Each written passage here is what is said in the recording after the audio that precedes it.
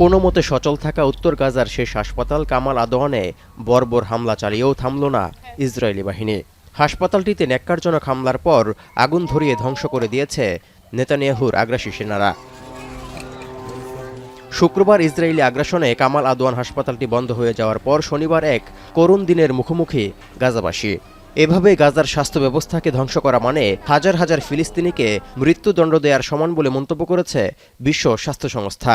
এছাড়া হামাসকে নির্মূলের নামে ডাক্তার, স্বাস্থ্যকর্মী, সাংবাদিক ও সাধারণ বাসিন্দাদের উপর প্রতিদিন চালানো আগ্রাসনে সীমাহীন দুর্ভোগ পোহাতে হচ্ছে নিরীহ ও বাস্তুচ্যুত গাজাবাসীর। The situation in Gaza Strip has been catastrophic and is moving from bad to worse. Civilians have been paying heavy the cost due to the hostilities and the fighting. They are entrapped in a closed loop of displacement. تعرضت لجريمة إعدام لكل أسرتي، أطفالي، زوجتي، يعني كنا قاعدين في البيت.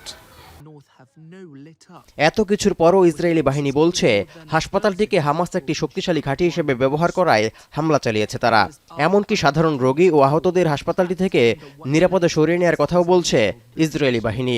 তবে এসব দাবি অস্বীকার করছে গাজার স্বাধীনতাকামী গোষ্ঠী Hamas.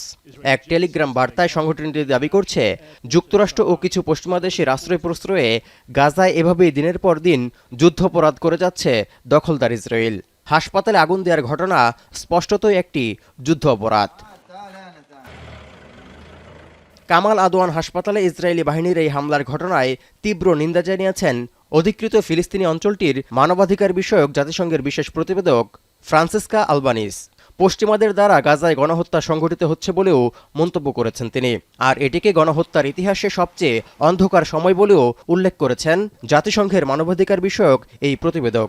এমনকি তুলে ধরেছেন নির্মম নির্যাতনের কথাও। 2023 সালের 7 অক্টোবর থেকে গাজায় ইসরায়েলি আগ্রাসনে কমপক্ষে 45,500 ফিলিস্তিনির প্রাণ গেছে। এমনকি ওষুধ ও খাদ্য সংকট চরম পর্যায়ে পৌঁছানোয় অনেক শিশু মৃত্যুর সঙ্গে লড়াই করছে বলেও তথ্য দিয়েছে জাতিসংঘ। এই অবস্থায় অতি দ্রুত মানবিক সহায়তা প্রবাহ চালুর আহ্বান জানিয়েছেন ফিলিস্তিনে থাকা জাতিসংঘের ত্রাণ সহায়তা সংস্থা।